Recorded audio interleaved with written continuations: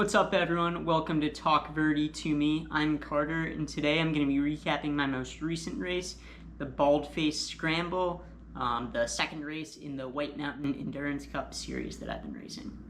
So the Baldface Scramble is an 18-ish mile mountain race with over 6,000 feet of elevation gain, so very steep, very technical race, right on the border of New Hampshire and Maine in the White Mountains. And like I said, it's part of the White Mountain Endurance Cup, which is a series of sub-ultra, I think 13 to 20 mile mountain races here in New Hampshire.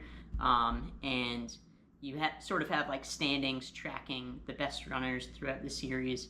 Top runner gets a spot on the Air Viper racing team, and sort of Podium gets recognized as some of the better runners in the region. And I've put my hat in the ring for that series. After the first race at the Chicorowa mountain race, I got third, but out of the people doing the series, I was second. And then when Baldface came around, I was really hoping to, stay that good or improve. So going into Baldface, I was dealing with a knee injury. I've made some videos on that if you look back. And it really prevented me from getting a ton of great training in the sort of like 3 to 4 weeks leading up to the race, which was unfortunate.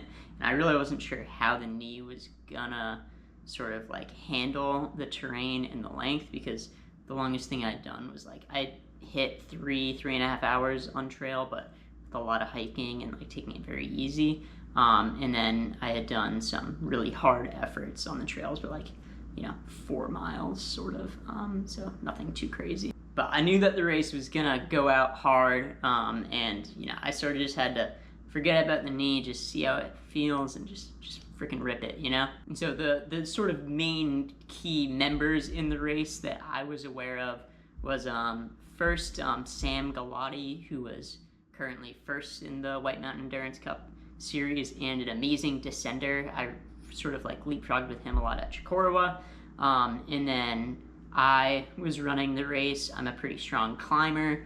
And then I know Matt Zanke was making his debut in the series at the race, and he's a very well-rounded athlete that runs here in the Upper Valley, so I was aware of him. And because Sam was an amazing descender past me on the final descent at Chicorowa, I sort of knew that if I wanted to try to beat him and take that first spot in the series, I had to sort of like go out very hard and try to like drop him and make a lead, or he might try to keep up with me and I try to like break him. And so that was my sort of strategy. So in the Baldface Scramble,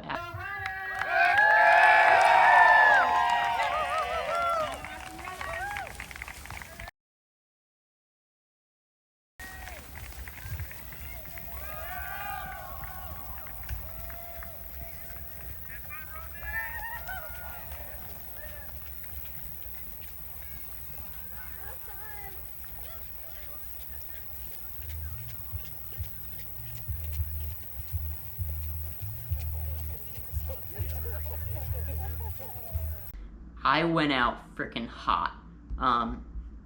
The first mile was all right. 8:30 pace with 338 feet of gain. So I guess grade adjusted pace there is 6:24. But at mile 2, I was like, I'm gonna make a hard move. It's my only chance of winning this race. And on a mile that gains 800 feet, I dropped a 12:18, which that's like 6:30 gap, and pretty intense, especially with the technicality of this race. And Matt Zanke went with me. I got a gap between Sam and some other contenders behind us, and so that's what I wanted. I was happy with that, but I was burning matches like crazy, and I really, if I wanted to win the race, which my goal is to win races, I wanted to try to drop Matt, and turns out there was no way I was going to be able to do that. Matt is just a better runner than me, but I ended up averaging like a 187 heart rate for that second mile, and for a 3.5 hour race, that was probably not the smartest. But got to the scrambly section of Baldface Mountain, beautiful ridgeline. Hopefully I can throw some footage or photo in here, but absolutely gorgeous, and was a lot more scrambly than I expected. I'm a pretty short guy, I'm like 5'6", and there were definitely some ledges that I had to work hard to get up, like putting my leg way up in the air and like trying to climb them. And so Matt dropped me there, so then I was solo in second, and I was cooked on that ridge line. So it sort of had like 2 miles of ridge line up on Baldface Mountain going up and down, pretty technical, and I sort of like held second place there, and then started to descend down Baldface Mountain. This race is 2 loops, but 2 different loops, one on Baldface Mountain and then one on a slightly shorter mountain, sort of like parallel next to each other.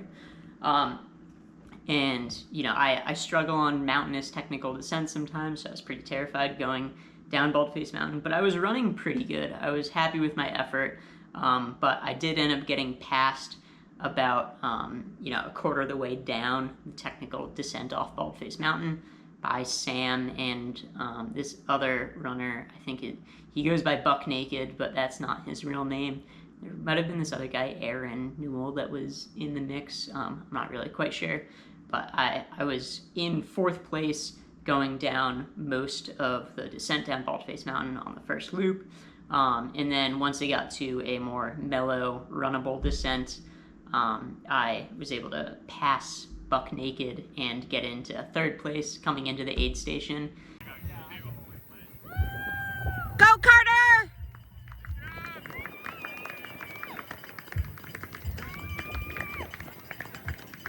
And right around that aid station, my knee started to flare up a little bit, which had me worried. I was feeling pretty exhausted. The descent definitely gave me like a chance to chill and recover a little bit. You know, heart rate lowers on the descent, which is always awesome. That's one thing I love about these races is you can, like, you know, basically the uphills are like pushing a 10K or half marathon, and then the descent allows you to like recover at like 50K effort, and then you like try to push another 10K or half marathon effort on the second climb, which is always fun, but always very difficult. So on the second climb, I was, you know, starting it in 3rd or 4th, sort of like tied with Buck Naked. I think his real name's Steve. But then once the steep part of this second climb started, I was able to drop him around mile 10. My knee was hurting pretty bad, but when I saw these starting to fade, I put in a surge, ran hard uphill for a little bit, had like a 7:30 gap mile, so not flying, but pretty solid. And then after I dropped him and it got really steep and my knee was hurting that, I kind of like had to power hike, because, you know, it was a mile that gained 1,100 feet, so some pretty steep stuff. Got to the top of that climb in 3rd place, couldn't see anyone on the ridge line, so I thought I'll probably end up in 3rd place. Went along the ridge line and it was pretty grown in, a lot of like blowdowns, so had to like climb over these fallen trees, which definitely made it look very slow, and it felt slow, but slowly made my way across the ridge line and then got to the descent. Still never saw any sign of anyone, also saw no sign behind me, so that was good at least, and hammered that second descent pretty hard.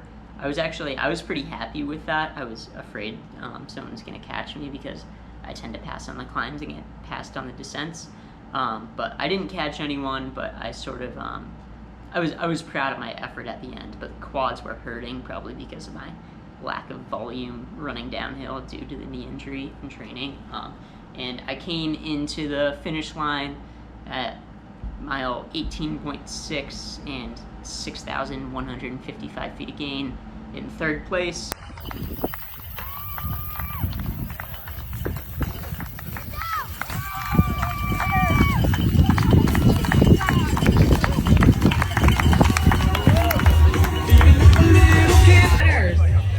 Can we please have the 29K men's podium up to the start line? Male 29K, Carter Tracy. All right, Carter.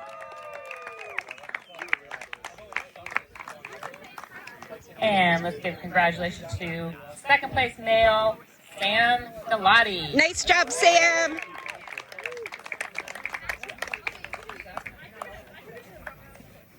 And let's give it up for 1st place male, 29K, Matthew Zanke. Woo! Nice job, Matt. With a finishing time of 3:42, which has an average pace of 11:58.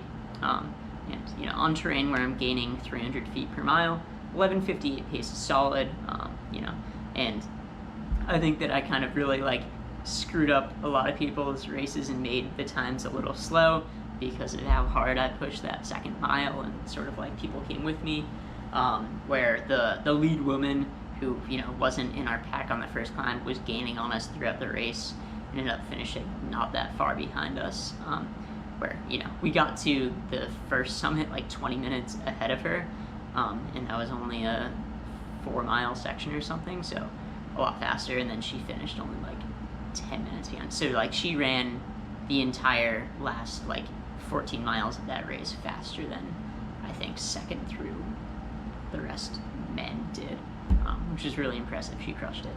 But yeah, after that race, I'm still second place in the series behind Sam, and I have 1 race left that I'm doing. There's 2 more races total. I'm doing the Jigger Johnson 20-miler. And, you know, I'm happy with this effort. I don't think I've ever gotten more out of myself, in terms of, like, the shape I'm showing up on race day and how I perform. Definitely not my best race ever. I performed better in Chicorowa, but I was fitter for that because I wasn't hurt going into it.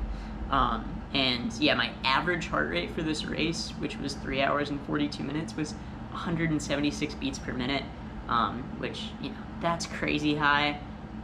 Definitely for me, like, I hit a max heart rate of 192, and I think that was like in mile 2 or 3. So it was pretty gnarly, and yeah, I'm happy with how it went, and I think it's a long shot for me to win the series now. I think that, you know, Sam would have to have a bad day, and you never wish that on anyone. So, but hopefully I can lock up second place in this series, and yeah, I'd be really proud of that, and I'm proud of this race. Yeah, if you want to follow along, please like this video and subscribe to the channel. Should have some alright training coming up soon, but Jigger Johnson's in 3 weeks, so we'll see.